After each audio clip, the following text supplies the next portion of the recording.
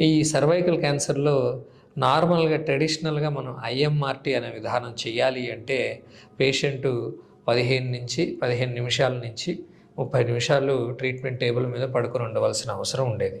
ఈ టైంలో ఏంటంటే పేషెంట్ మూవ్‌మెంట్ జరిగేటువంటి అవకాశం ఉంది. సో, మూవ్‌మెంట్ జరిగినప్పుడు ఏమవుతుంది అంటే రేడియేషన్ ట్యూమర్‌కి వెళ్ళకుండా పక్కన ఉండేటువంటి నార్మల్ ఆర్గాన్స్‌కి వెళ్ళేటువంటి అవకాశం ఉంటుంది.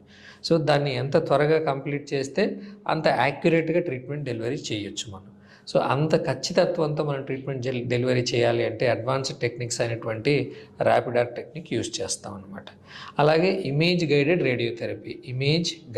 ఇమేజ్ అంటే పేషెంట్ కరెక్ట్‌గా పొజిషన్‌లో ఉన్నారా లేదా? అలాగే లోపల ఉండేటువంటి మనం ట్రీట్ చేసే టార్గెట్ కరెక్ట్ పొజిషన్‌లో ఉందా లేదా? అనే విధానాన్ని ఇమేజ్ గైడెడ్ రేడియోథెరపీ అంటామన్నమాట. అదన్నీ చెక్ చేసుకుంటూ చేసే విధానాన్ని ఇమేజ్ గైడెడ్ రేడియోథెరపీ.